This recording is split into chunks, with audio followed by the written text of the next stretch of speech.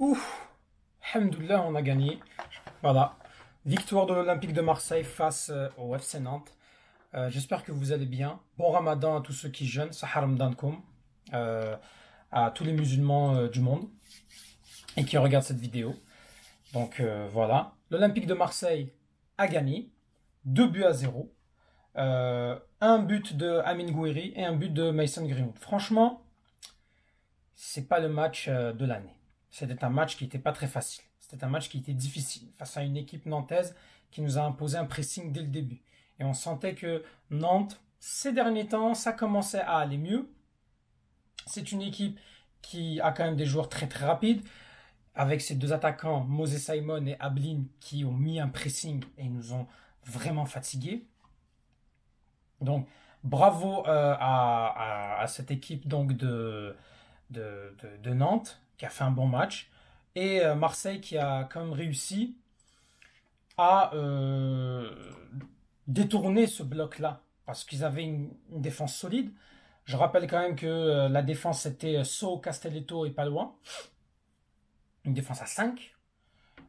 Puis ils avaient leur attaquant Ablin et Simons, un milieu aussi Coquelin, Chirivella qui a quand même fait beaucoup de mal en première mi-temps, et un Le Penant aussi qui a beaucoup couru et qui a quand même gagné pas mal de ses duels. Du côté de l'Olympique de Marseille, c'est encore une fois le classique, la défense à 3. Cornelius suspendu, c'est Kondogbia, Balerdi, Murillo qui prennent la défense. Luis Enrique et Merlin sur les pistons, Benasser, Rochberg, Greenwood, Rabiot, Amin Gouiri. Un match où techniquement on a été très brouillon.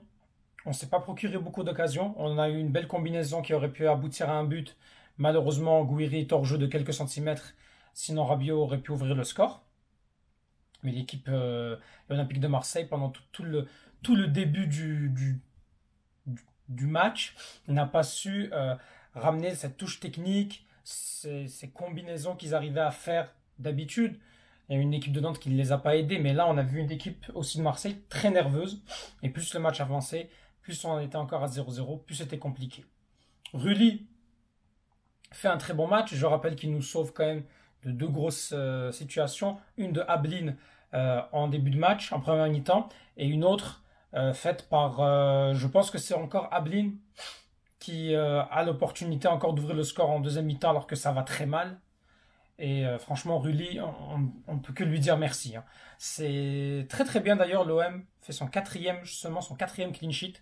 Ça prouve que défensivement, on encaisse beaucoup de buts. Mais là, c'est bien, on a eu ce clean sheet. Et encore une fois, Rulli, qui a beaucoup encaissé de buts, qui n'a pas fait beaucoup d'arrêts ces derniers matchs, et qui l'a retrouvé quand même. On a retrouvé notre Rulli national. Par la suite, euh, au niveau défensif, franchement, euh, Balerdi a été vraiment bon. On sentait que son absence se faisait ressentir. Un Kondogbia catastrophique, Murillo qui fait pas une bonne entame de match. Après, il sort blessé. On verra la, la durée de sa blessure. C'est les ischios, hein, il a été touché aux ischios.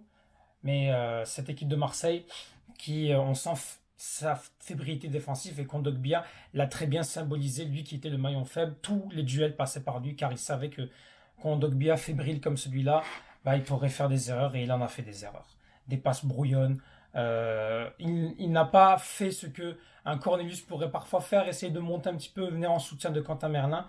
Quentin Merlin qui n'a pas fait non plus un très très bon match. Il a fait une bonne première mi-temps, mais il n'a pas apporté le nombre de centres qu'on lui attendait.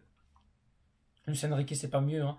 Très difficilement bousculé par Louis Leroux, un jeune de 18 ans, qui l'a vraiment cadenassé.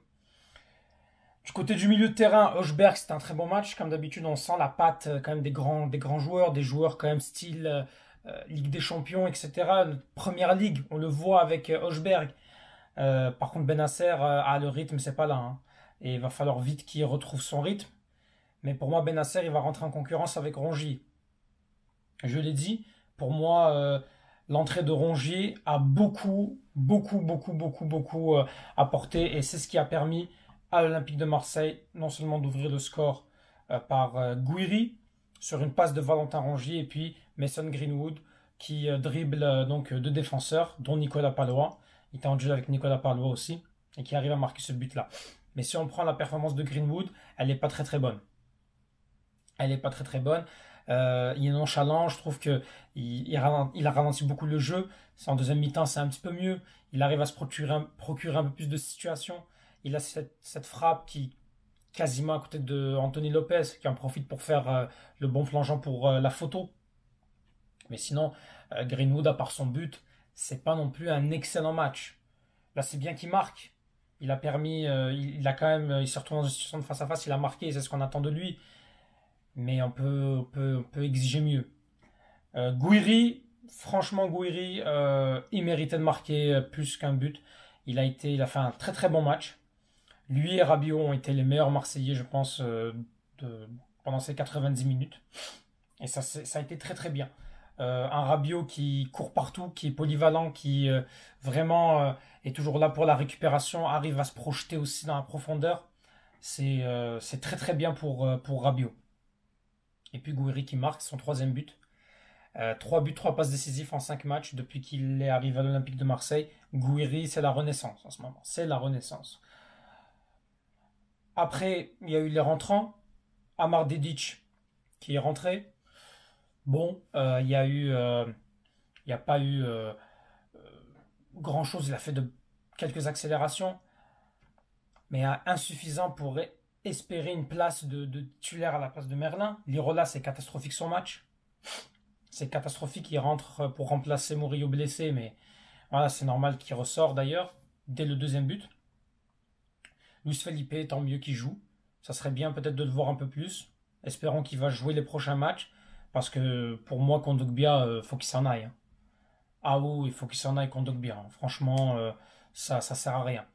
Puis Bilal Nadir, voilà, il fait son entrée, il progresse petit à petit. Voilà, c'est son rôle de remplaçant. Donc pour l'Olympique de Marseille, ça fait du bien de gagner. Parce qu'on va surtout retenir, comme on dit, l'essentiel, c'est les 3 points. On reprend 3 points d'avance sur Nice. Nice qui, en ce moment, est très très forte. Et vraiment en train de faire un très bon, un très bon deuxième partie de saison. Monaco qui avait gagné. Lyon qui avait gagné. Et surtout Lille qui a perdu 4-1 contre Paris. Donc il fallait avoir cette avance-là. Là, on prend 8 points sur Lille. On maintient nos 10 points d'avance sur Lyon.